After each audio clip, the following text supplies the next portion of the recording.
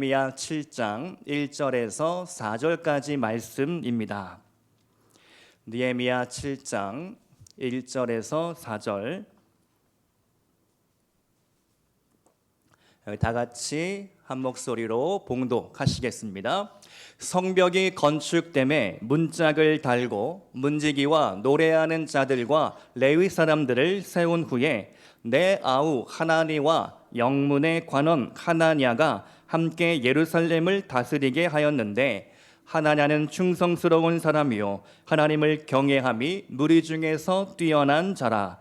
내가 그들에게 이르기를 해가 높이 뜨기 전에는 예루살렘 성문을 열지 말고 아직 파수할 때에 곧 문을 닫고 빗장을 지르며 또 예루살렘 주민을 위하여 각각 자기가 지키는 곳에서 파수하되 자기 집 맞은편을 지키게 하라 하였노니, 그 성읍은 광대하고 그 주민은 적으며 가옥은 미처 건축하지 못하였음이니라. 아멘. 기도로 공동체를 세우라. 네, 자막이 나오고 있죠. 느헤미야 강의 오늘은 9번째 시간으로서 나는 사명자입니다 라는 제목으로 말씀을 나누겠습니다. 한번 따라해 보겠습니다. 나는 사명자입니다. 아멘. 사명이라는 한자어는 심부름 사자에 목숨 명자를 씁니다. 그래서 심부름을 다하기 위해 나의 목숨까지도 아끼지 않는 그런 사람이 사명자이죠. 영어로는 미션인데요, 과업이나 임무를 뜻하는 단어이죠. 사명을 기독교적으로 해석한다면 하나님께서 나에게 주시는 특정한 임무, 그리고 때로는 그 임무를 하기 위해, 그 심부름을 감당하기 위해 내 목숨까지도 바칠 수 있는 사람, 그 사람이 사명자이다라는 것이죠. 영화 미션 임파서블을 아십니까? 탐 크루즈, 나이가 이제 반백살인데도 불구하고 계속해서 미션 임파서블 시리즈를 찍고 있는데, 그 영화를 보면 그 비밀 요원은 불가능한 임무에 도전을 하죠. 그리고 꼭 마지막에는 그 임무를 이루어 내고야 맙니다. 그처럼 우리가 하나님께 받은 임무가 있고 과업이 있고 사명이 있습니다.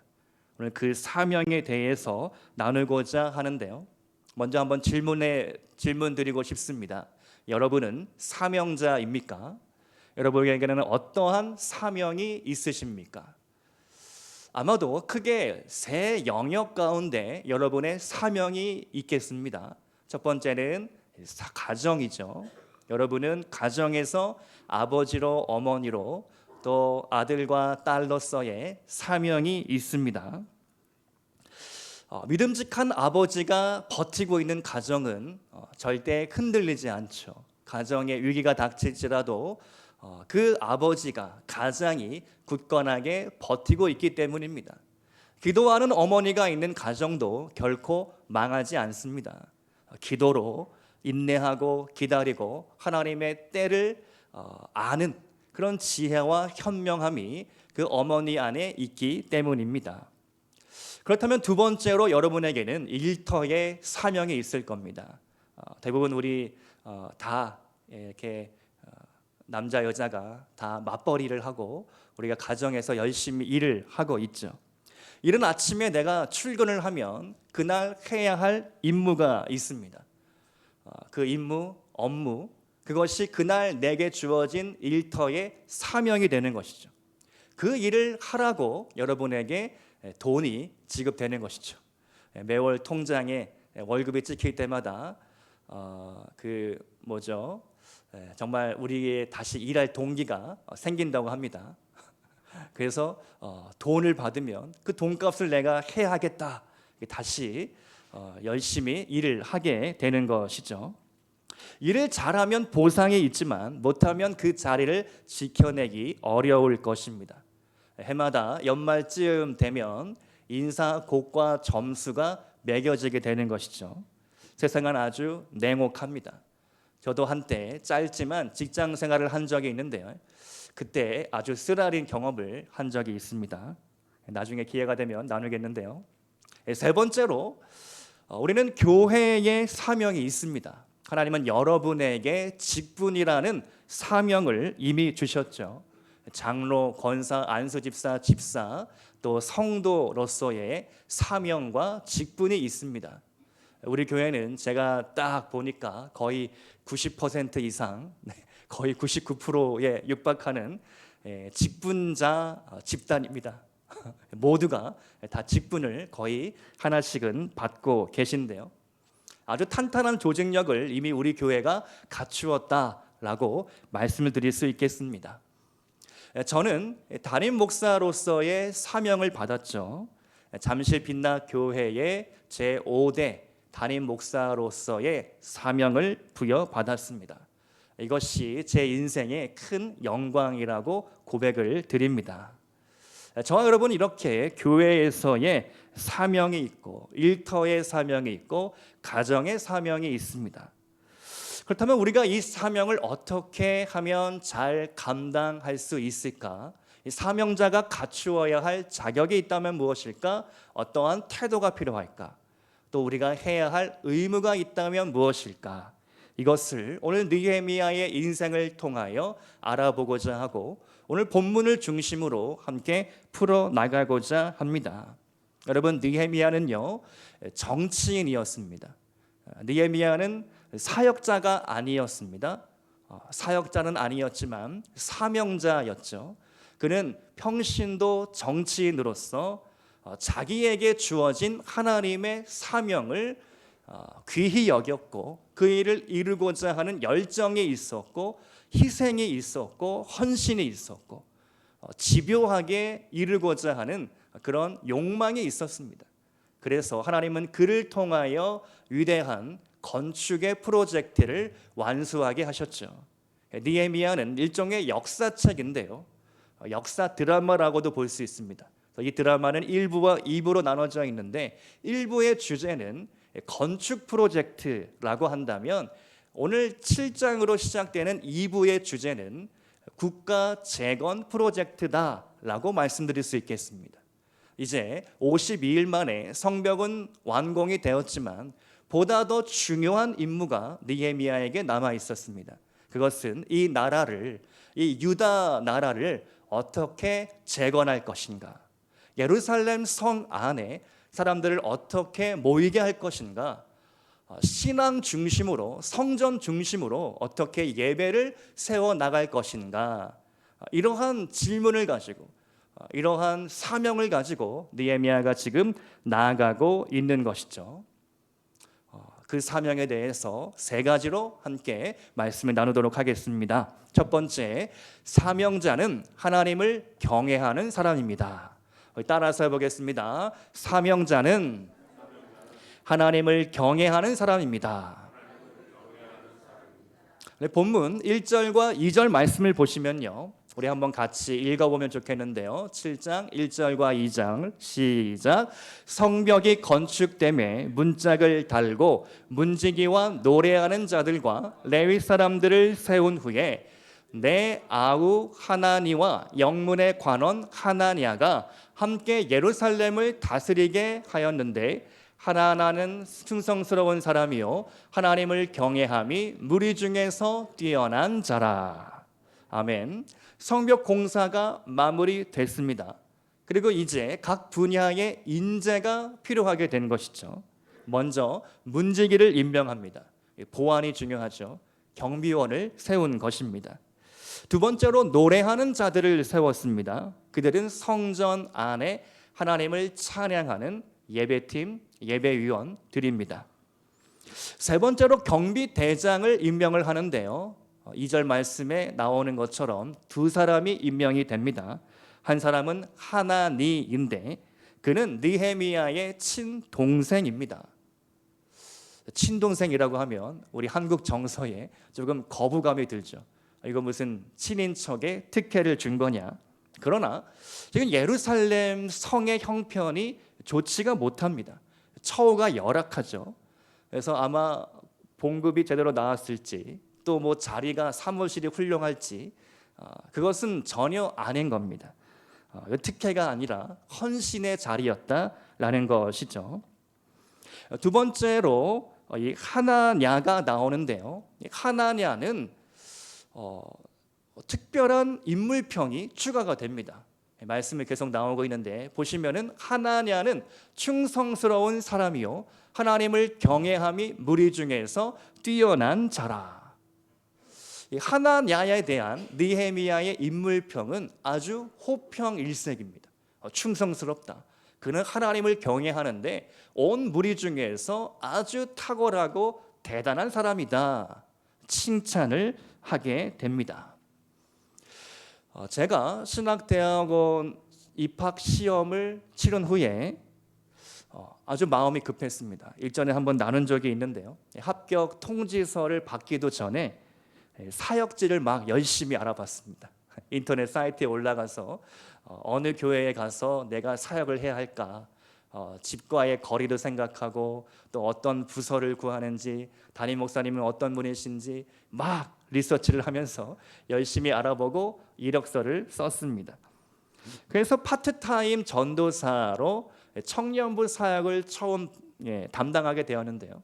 사역을 열심히 하던 중에 몇 개월이 지난 후에 하루는 바로 위에 있는 부목사님 한 분이 저에게 이렇게 물어보는 겁니다. 너 아무개 목사를 아느냐? 그래서 그분 알지요 라고 대답을 했습니다. 그러니까 하는 말씀이 그 아무개 목사에게 저에 관하여 물어봤다는 겁니다. 김기철 전도사가 우리 교회에 지원했는데 그 친구 어떠냐? 처음에는 그 이야기를 딱 들었을 때 기분이 별로 좋지 않았습니다. 나에 대해서 뭔가 뒷조사를 한 것 같은 그런 느낌을 받았던 거죠. 나중에 알고 보니까 우리 사역자의 세계가 좀 그런 면이 있었습니다. 왜냐하면 이 사람을 검증을 해야 하는데 검증할 방법이 마땅치 않기 때문에 사람을 통해서 수소문해보고 알아보는 것이죠. 여러분이 일하는 현장도 비슷할 것 같습니다. 여러분이 일하는 그 업계에서 나에 대해서 안 좋은 소문이라도 나면 때로 우리는 조금 어려움에 처하게 되는 것이죠. 오해를 받게 되고 나에 대한 평가가 안 좋게 나면 어디 가서 일자리를 구하기 어렵게 되는 것이죠. 느헤미야가 총독이며 정치인입니다. 그래서 사람 볼 줄 아는 안목이 있었습니다. 특별히 사람을 뽑을 때 기도하면서 영적인 눈으로 그 사람을 평가하고 바라보았던 것이죠. 특별히 하나냐 안에 있는 충성스러움과 하나님을 경외하는 그런 정직함, 솔직함, 그런 우직한 마음들을 보았던 것입니다. 여러분, 하나님 경외함은 무엇입니까? 쉽게 말씀드려서 하나님 두려운 줄 아는 것이죠. 하나님 무서운 줄 아는 겁니다. 하나님이 살아계시다는 것을 내가 밤낮으로 인정하는 것이죠. 내 마음이 어렵고 힘들고 막 세상을 따라가고 싶고 무너질지라도 하나님이 살아계시니까 내가 다시 일어나고 오뚜기처럼 다시 하나님을 바라보기로 결정하고 하나님을 찬양하기로 선택하는 겁니다. 하나님을 경외한다. 하나님 무서운 줄 알고 하나님 두려운 줄 알고 하나님이 살아계심을 내가 붙잡는다 라는 이야기이죠. 여러분의 인생 가운데 그렇게 하나님을 늘 경외함으로 하나님께 칭찬받는 삶을 살 수 있기를 축복드립니다. 하나님께 인정받고 또 사람들에게 인정받는 그러한 인생이 된다면 얼마나 행복하겠습니까? 사명자는 그렇게 하나님을 경외하는 사람입니다. 두 번째로 사명자는 누구입니까? 현실을 직시하는 사람입니다. 본문 5절 말씀을 보시면 느헤미야가 이렇게 자기 고백을 하죠. 내 하나님이 내 마음을 감동하사 귀족들과 민장들과 백성을 모아 그 계보대로 등록하게 하심으로 내가 처음으로 돌아온 자의 계보를 얻었는데 거기에 기록된 것을 보면, 이러면서 가족별로 가문별로 인구 조사를 실시하게 됩니다. 여러분, 성경에서 인구 조사란 너무 부정적으로 묘사가 되죠. 여러분 혹시 기억하십니까? 다윗 왕이 한 번은 인구 조사를 실시한 적이 있습니다. 근데 그것을 하나님은 죄라고 말씀하셨죠. 왜 다윗의 인구 조사가 죄였을까? 보통 인구 조사의 목적은 두 가지가 있습니다. 하나는 모병, 하나는 세금. 그러니까 군대에 나갈 장정들을 계수하기 위함이고, 또 머릿수에 따라서 세금을 매기기 위해 보통 인구조사를 실시합니다. 다윗이 인구조사를 할 때 하나님을 신뢰하기보다 말과 병거와 군대의 힘을 의지하려고 했던 것이죠. 하나님이 그 속마음을 읽으시고 다윗을 벌하셨습니다. 그런데 지금 느헤미야는요, 그런 군사, 정치, 경제적 목적으로 인구조사를 실시함이 아니라 신앙적인 목적으로 인구조사를 하고 있는 것이죠. 갓 지어진 예루살렘 성 내에 거주할 인원들을 모집해야 했습니다. 여러분, 지금 예루살렘의 현실은 좋지 못합니다. 4절 말씀에 따르면 이렇게 묘사하고 있는데요, 그 성읍은 광대하고 그 주민은 적으며 가옥은 미처 건축하지 못하였음이니라.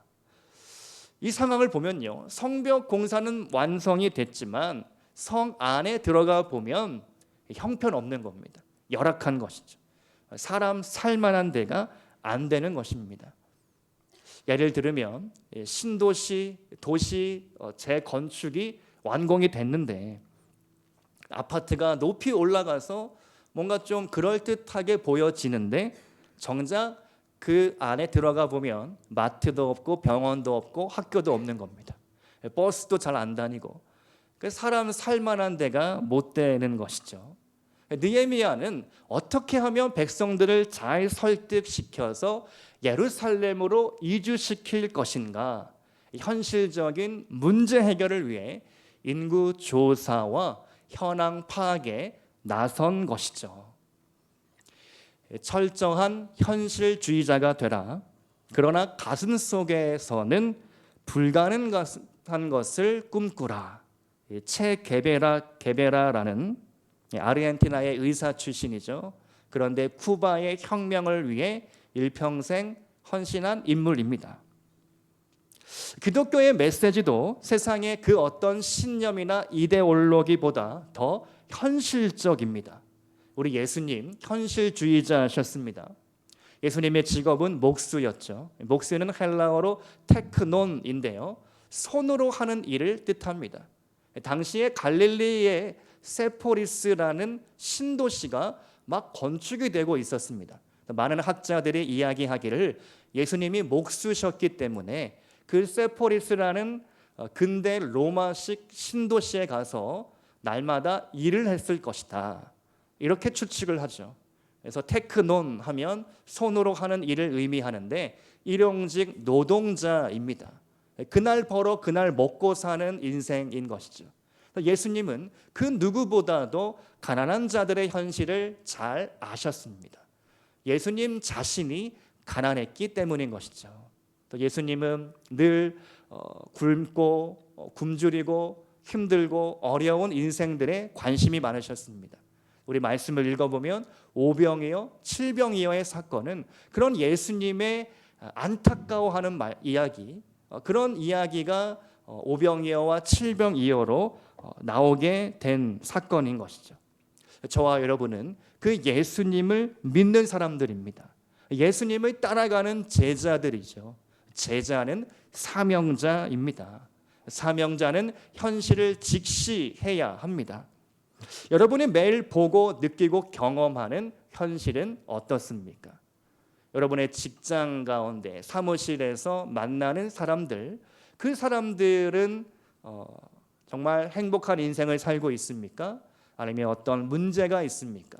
그 내면 안에 어떠한 고민이 있습니까? 그 현실을 여러분은 매일같이 보면서 예수님처럼 그들을 긍휼히 여기는 마음이 있다면 그들에게 손 내밀어서 우리가 도와주고 섬겨야 한다는 것이죠. 그것이 사명자의 올바른 태도라 할 수 있겠습니다. 어제 2시에 전도를 나갔습니다. 날씨가 너무 좋았습니다. 그래서 바람도 불고 햇볕도 적당하고, 그래서 아주 이제 정말 전도하기에 딱 좋은 날씨구나, 참 감사한 마음으로 솜사탕 나눠드리고 생수 나눠드리고, 특별히 떡볶이, 제가 단톡방에 한번 띄워드렸는데요, 떡볶이를 많이 해가지고 우리 학생들에게 나눠 주었습니다. 저는 모든 사람들이 복음을 기다리고 있다고 믿습니다. 그들에게 사랑이 필요하고 그들에게는 참된 행복이 필요한데, 그들은 여전히 그 복음을 알지 못한 채 그냥 허무함 속에, 공허함 속에 살아가고 있는 것이죠. 버스킹 찬양을 할 때 제가 즐겨 부르는 찬양 중에 이런 가사가 있습니다. 충만이라는 찬양인데요, 화려한 세상 부럽지 않은 것은 난 예수로 충만함이라. 이 가사를 제가 쫙 부르는데 문득 눈을 들어서 딱 보니까 저 맞은편에 높은 아파트 대단지가 쫙 눈에 들어왔습니다. 그러면서 이런 생각이 들었던 것이죠. 저 세계 안에 살면서 많은 사람들이 복음을 모른 채 세상적인 기준을 가지고 서로 비교하고 경쟁하고 시기하고 질투하고 더 많은 것들을 얻으려고 욕망하며 꿈꾸며 살아가고 있겠구나. 화려한 세상 것들을 얼마나 더 원하고 바라보고 있을까. 그런데 그렇게 욕망에 살아가다가 어느 순간 저들은 분명히 그 인생의 공허함과 허무함의 끝을 경험하게 될 텐데, 하나님 저들을 불쌍히 여겨 주시옵소서. 채우려고 노력해도 채워지지 않는 그 공허함을 예수 그리스도의 복음으로 채워 주시옵소서. 저도 모르게 그런 기도를 드리게 되었습니다. 여러분, 혹시 저 화려한 세상이 부러우십니까? 무언가를 더 원하고 바라고 계십니까?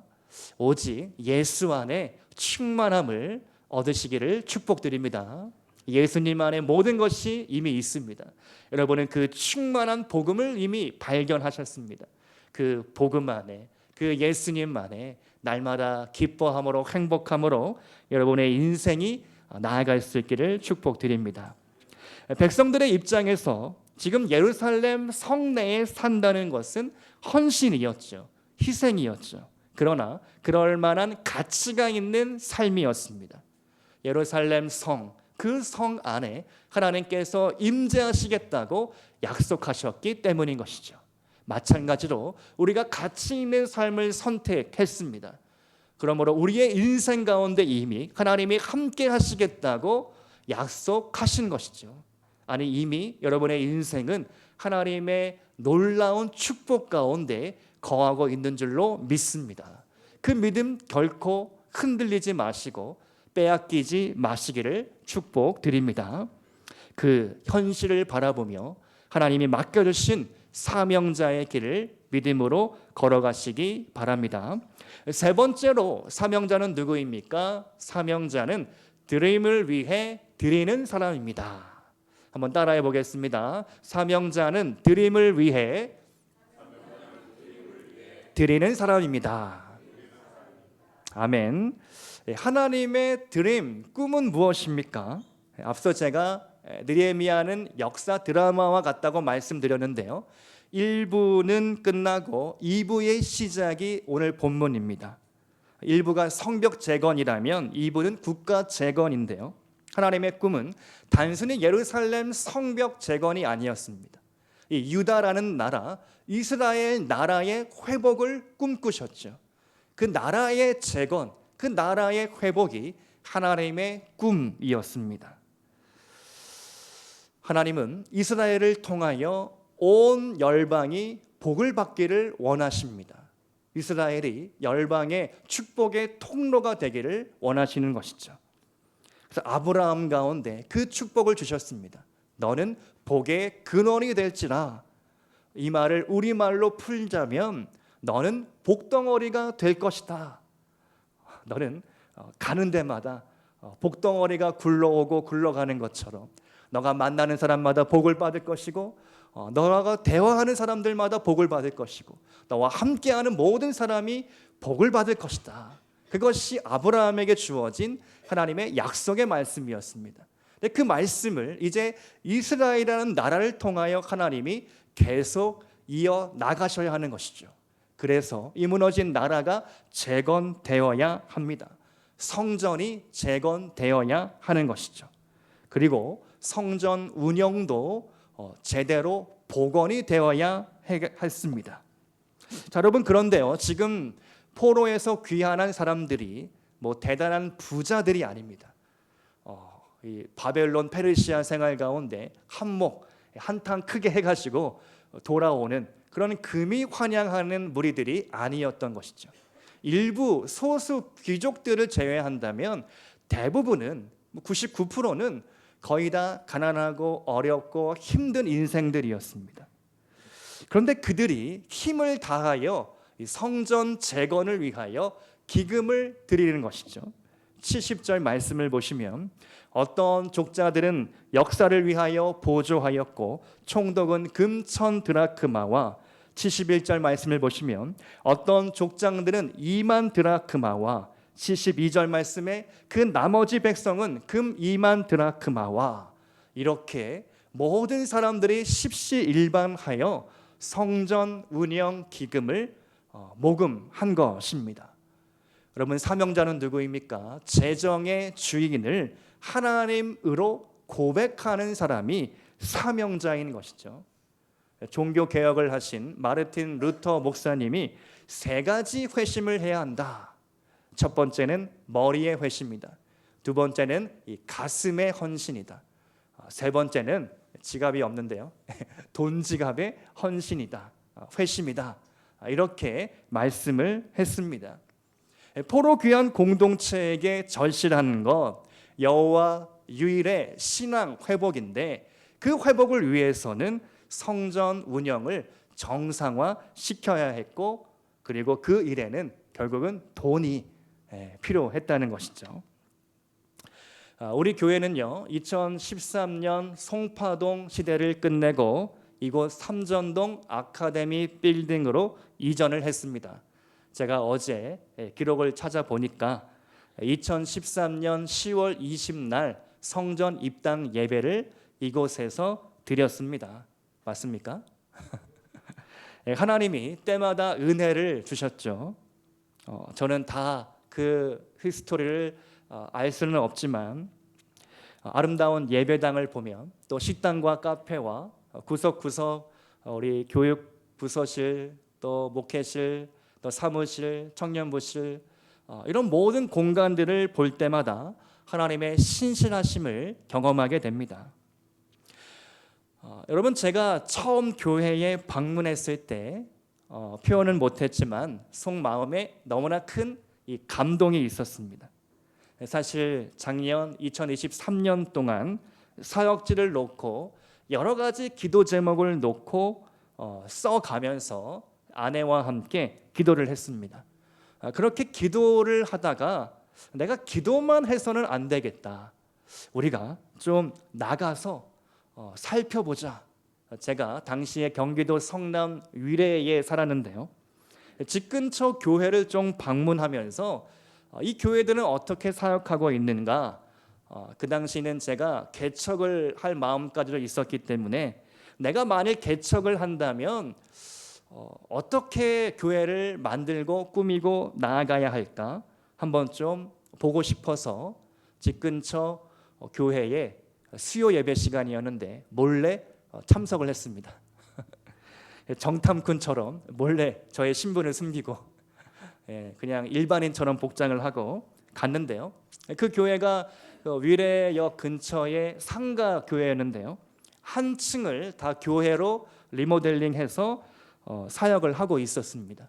수요 예배 시간에 가만히 저 뒤편에 앉아가지고 이렇게 기도를 하고 있는데 제 안에 그런 마음이 들었습니다. 하나님, 정말 이런 아름다운 교회, 이런 귀한 교회, 이런 멋진 교회에서 저도 사역하고 싶습니다. 그런 소원하는 마음, 그런 꿈을 하나님이 저에게 주셨습니다. 그 교회가 정말 우리 교회처럼 구석구석이 잘 완비가 되어 있었거든요. 예배실도 넓었고, 그리고 딱 들어가면 이렇게 응접실 같이 그런 공간이 로비가 있었고, 왼편에 교회 학교 예배실들이 있었고, 건너편에 사무실하고 목회실, 그런 구석구석마다 잘 구비가 되어 있었습니다.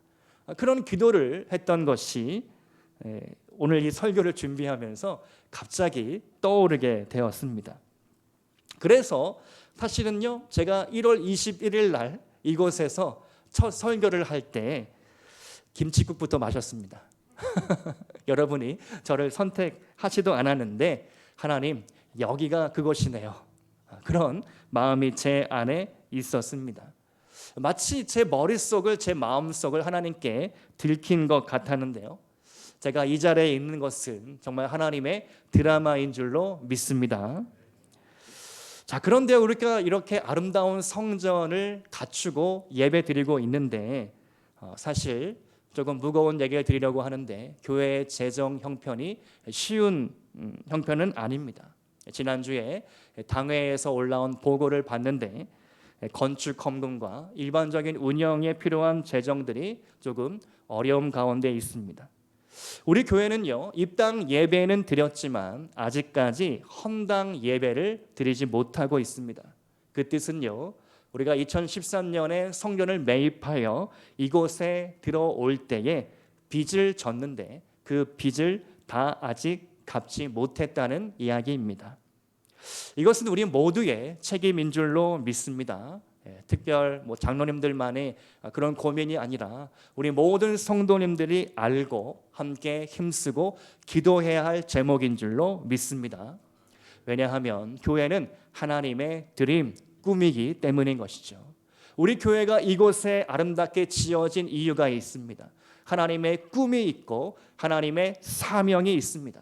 하나님 반드시 우리 잠실빛나 교회를 통하여 일하실 것입니다.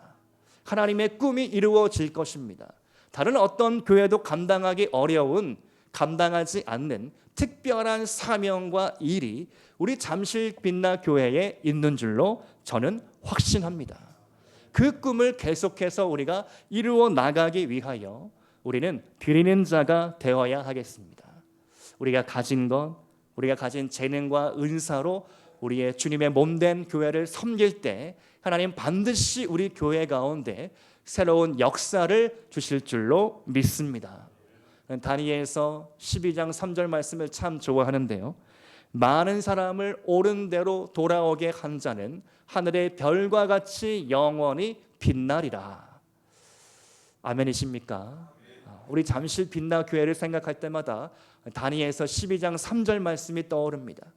많은 사람을 옳은 길로, 복음의 길로 인도한 우리가 하나님 앞에 별과 같이 빛나게 될 것이다.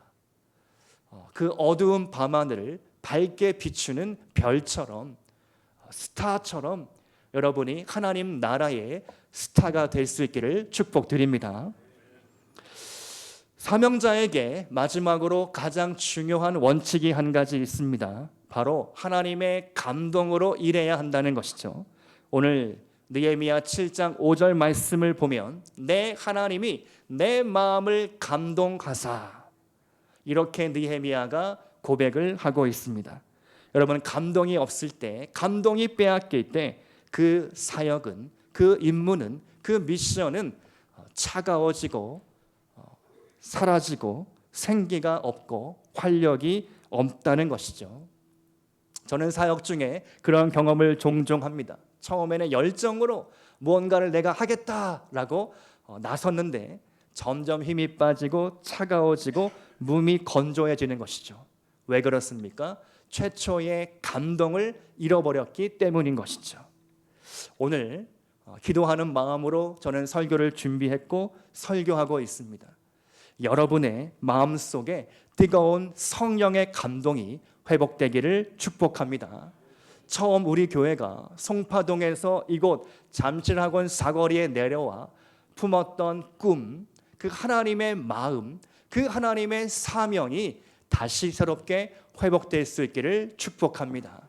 그 감동이 다시 한번 여러분 가운데 살아 올라와 그 감동으로 일하고 그 감동으로 사명을 감당하기 시작할 때에 하나님의 꿈과 비전이 우리 잠실빛나 교회를 통하여 이어나가는 것을 우리는 반드시 보게 될 줄로 믿습니다.